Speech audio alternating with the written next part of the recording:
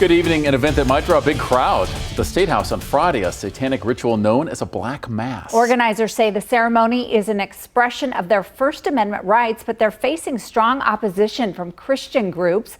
KAKE's Kate Devine spoke with both sides today. She's here now with more. Kate.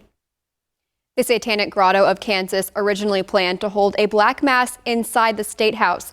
That prompted a legal battle over whether it's constitutionally allowed. Organizer Michael Stewart says the state granted them a permit last month, something he didn't expect.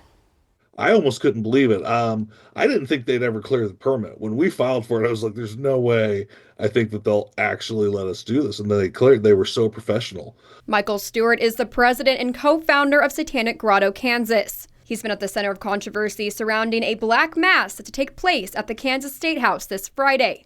Despite having to move the ceremony outside, Stewart says his group still plans to enter the Capitol building. We'll be on the east side, outside of the Capitol on the east side. We'll have a table set up. We're going to be greeting and talking to everyone from about 10 a.m. to 11:30. Other religious groups plan to show up in force as well. Capitol Police told Stewart they expect around 5,000 Catholics to gather for Mass and prayer, along with Archbishop Newman. We're called to be peaceful. That's the first thing. We're going there to pray.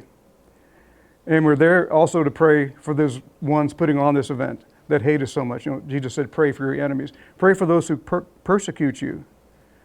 And that's our main goal, God willing.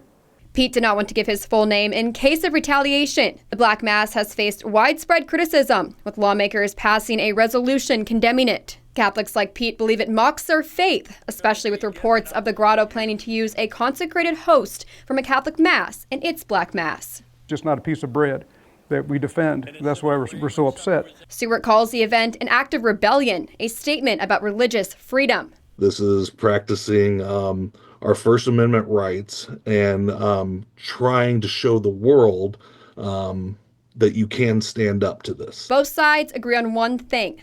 They don't want violence. I'm glad that they're there. I'm glad that they're showing their voice, and that I hope that no matter the differences between us and our religions, that we don't want there to be violence. We don't want any of that. I'm just saying we're praying for you, brother. You know, we love you, and God loves you as much as he loves me or anybody else. He loves you. He wants you to serve him and not the other side. You know, there's always hope. Stewart says his group intends to remain peaceful, and he recognizes participants could face arrest if they enter the Capitol building, himself included. Catholic leaders say they will also gather to pray for those involved at the Assumption Church across the street from the Statehouse. Kate Devine, KAKE News, on your side.